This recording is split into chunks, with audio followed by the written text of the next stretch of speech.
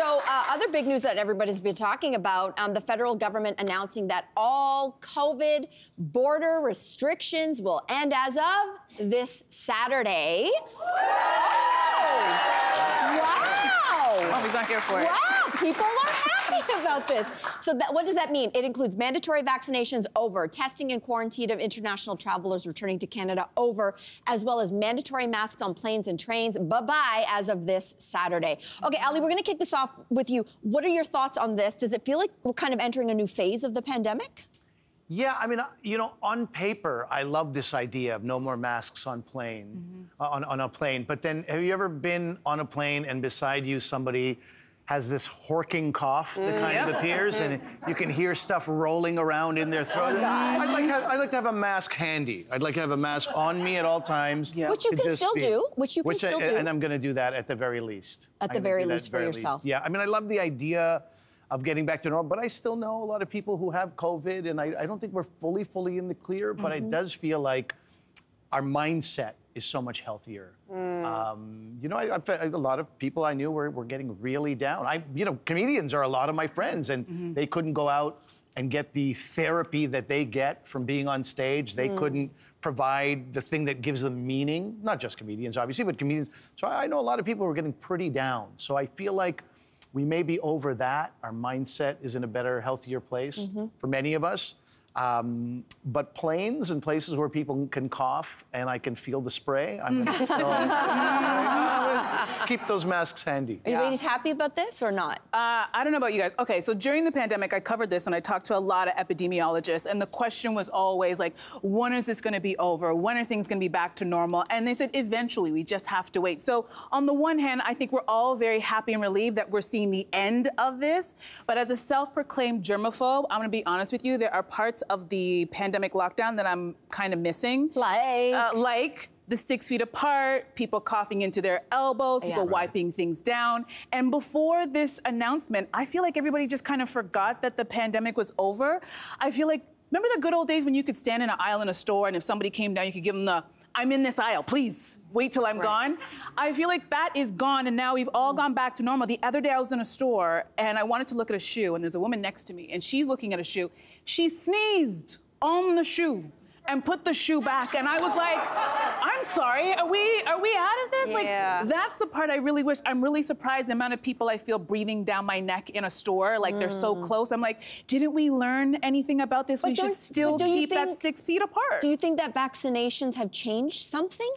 Sure, but even if you're vaccinated, I don't want to feel you breathing down my neck. I would like you not to sneeze in your hand and grab that rail on the transit. I still want us to be mindful and polite, and we've just completely forgotten about it. I think the problem with sort of like right now it feels like, and Joe Biden basically just said it, right? Like the pandemic is over. And when people hear that, you think that there's really no reason to be thinking about it anymore or to be concerned about it anymore. I think that's a message that lots of people are getting, and I'm not absorbing that message, I have to say. And maybe that makes me a little bit on the overcautious side.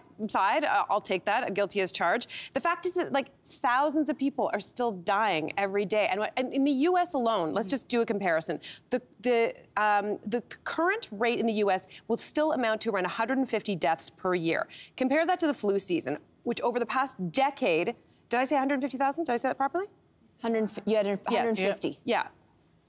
Maybe I'm going to... Never mind, let's move. I know that in the States it's about... It's way higher than the flu. 400 really deaths a day in the United States. And the flu season is like 1/3 of the amount of deaths. So all this to say, the amount we should be concerned with COVID is still much larger than the flu season. And I'm going to continue. I'm wearing my mask. I'm wearing it on public transit. I'm wearing it in the airport. I'm wearing it in the airplane because I just don't feel like... I haven't got COVID. I'm one of those people. What? You're a unicorn. Oh, you're missing out. Girl, you're missing out. You gotta get on that train. No, I'm with you, Cynthia. I haven't gotten it either. So, okay, and two people in one room? This is insane. There's no one around. I know, knocking on all the things. A part of it I attribute to my ridiculous use of my mask. I will say this, as you guys know on the show and when this whole thing started, it's been always about Operation Keep My Elderly Parents Alive. That's what COVID has been for me.